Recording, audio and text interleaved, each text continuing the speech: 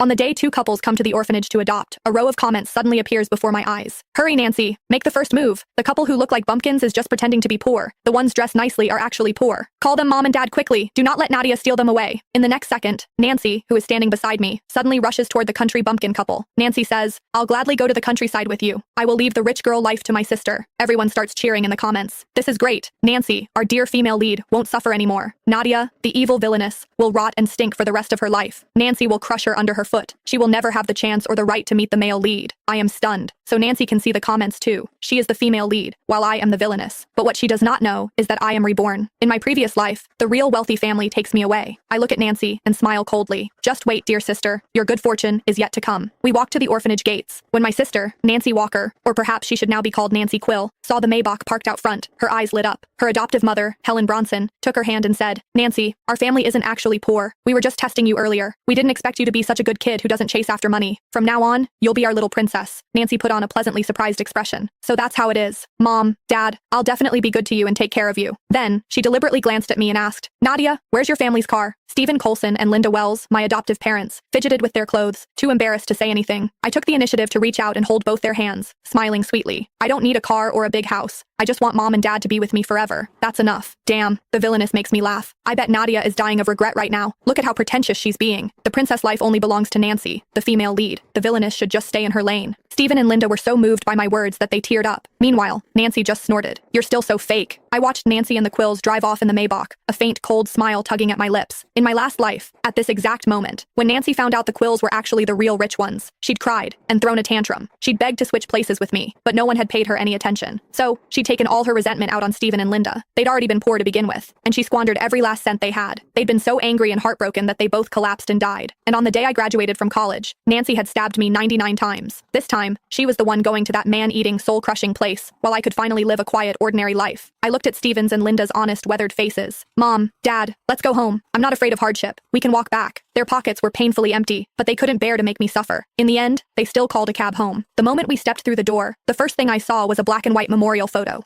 Stephen and Linda immediately stepped in front of me to shield my view, gently comforting me. Nadia, don't be scared. This is your older brother. He passed away many years ago. I smiled and shook my head. I'm not scared. I knew they'd lost their son in middle age and had only then decided to adopt a daughter. They patted my head, deeply moved. You're a wonderful child. Don't worry. Even if we're poor, we'll never let you go without. She'll never make anything of herself. Not when she's living in a dump like this. Nancy's bedroom and bathroom are both bigger than this whole crappy rental. The gap between them is insane. I took the place in with one sweeping glance. It was just a rundown rental apartment, but compared to the cold, beautiful prison that was the Quill residence, this place felt much cozier. At dinner, Stephen and Linda kept piling meat onto my plate.